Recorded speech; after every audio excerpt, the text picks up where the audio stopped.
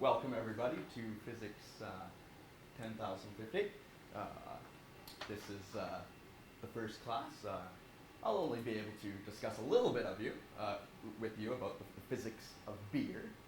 And so hopefully we'll at least be able to cover a little bit about fluid mechanics and learn some things about beer, both experimental and in theory. Introduce beer. Basic properties, as we all know. There's, some beers are carbonated, that, they're kind of fizzy bubbles.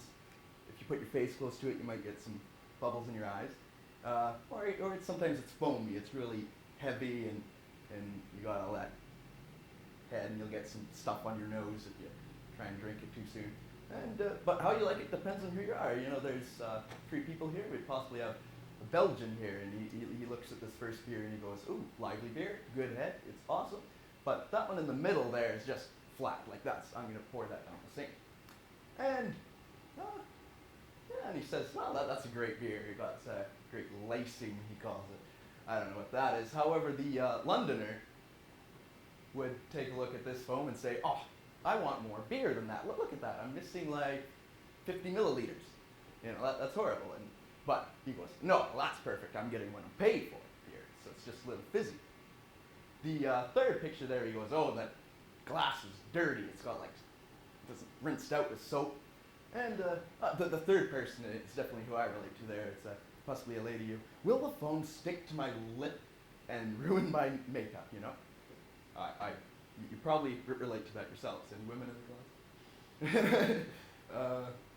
the class? She has similar feels.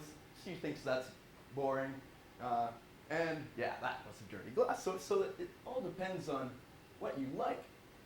So different beer types can have different properties. So we can have very dense beers. They have more sugar. They can be more carbonated, like cider or that. There's different gas contents, nitrogen, carbon dioxide, different surface tensions depending on their alcohol content, and viscosities as well, depending on sugar content. But let's just look at some basic examples. As we know, the density is just a mass per volume of the beer. These can typically range to being 1.000, so pretty much the density of water. That's like drinking an American light beer. Or 1.025.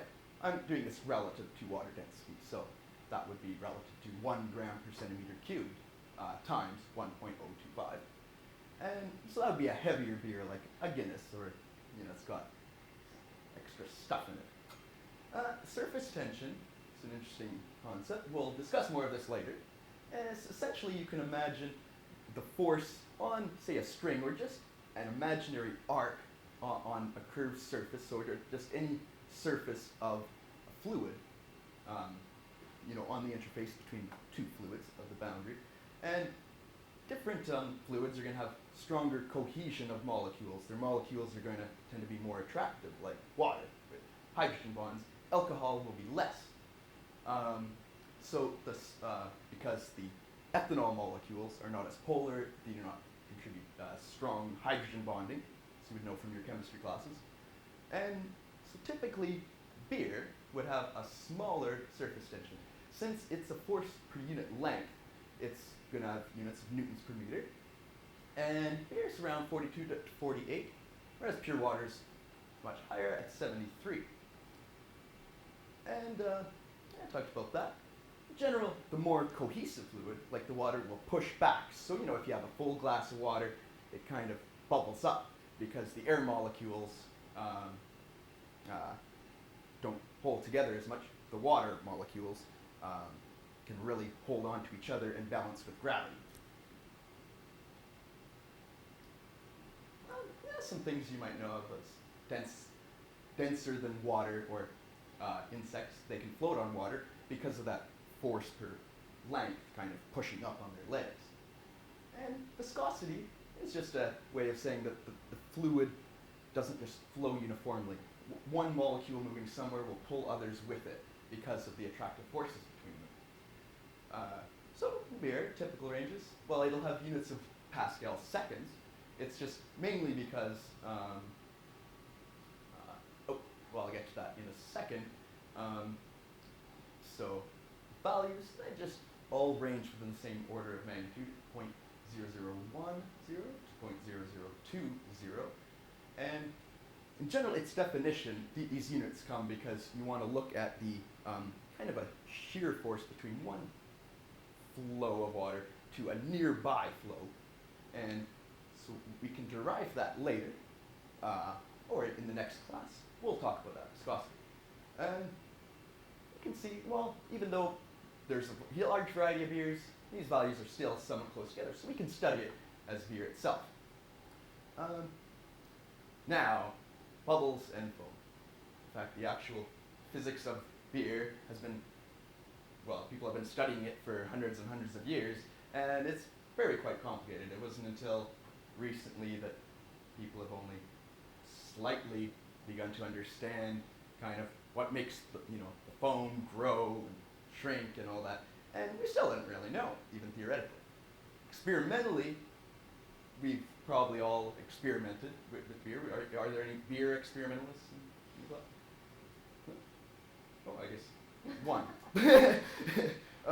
But yeah, even the most savvy beer experimentalists, it's hard for them to get the right pour, the right flow, and even in brewing it, so you have the right gas content in that. It's very important for the taste of the beer and the presentation. As we know, BAM! Sometimes if you pour it wrong, it's bad. So, I'll start off just looking at a bubble, and then we'll build up to foam. So, in general, I talked about surface tension there. Well, a bubble is essentially, well, in the beer, it's going to be some gas. It could be nitrogen, so gas from the air. It could be the carbon dioxide dissolved in the beer being released.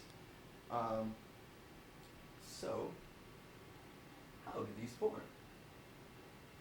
Well, essentially, in order to have bubbles form, is you need to have a site of nucleation, I'll call it.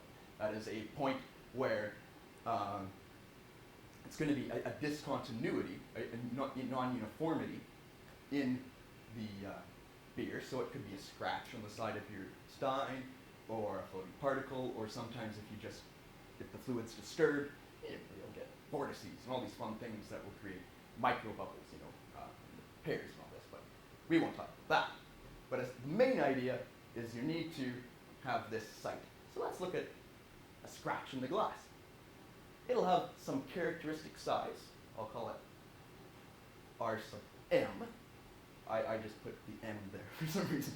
Okay, and this will be typically fractions of millimeters to smaller than that.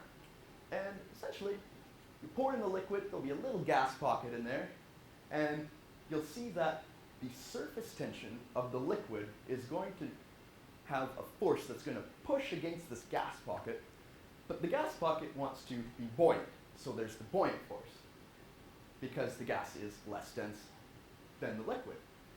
So essentially, we know that the bubble radius is going to be of the order of magnitude of this nucleation site size, and it will detach and rise as it increases in size and the air escapes, because the buoyant force will eventually dominate. We can calculate this radius, but I might derive it for you in the next class, but essentially you just balance that surface tension pushing against that bubble with that buoyant force. And so you just write F as ma and solve for the bubble radius, and you see it goes with the cube root of the nucleation size. So basically, if you want a good beer, you want small scratches, and you want small bubbles and small things. So, perfect. And now once this bubble goes up, there's this formula called Stokes' formula, which we'll cover in a future class.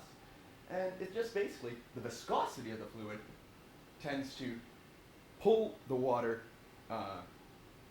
from ahead of it, but it's going to be dragged by the molecules around it, and so this bubble is going to be pulling all this, and the water beside it wants to be pulled, and so this acts as a damping force, like air resistance. And so you equate the buoyant force to this damping force, and you'll get a terminal velocity of about that order. We'll we'll derive that later. This is the so-called creaming process, where you eventually get this nice, smooth top at the top when these bubbles rise. And now we can get to the foam. Skip about that. But foam, I'll just say one thing, it's stacked bubbles. And foam actually kind of acts like a solid, because when you push it, this surface tension of these will push back on this, and so the foam kind of acts like a solid. You'll have a non-trivial shear force. And I won't talk about that. There's an example of shearing versus that. And I will just conclude for this class. Lots of good homework problems. Free beer tomorrow. Okay. Yes.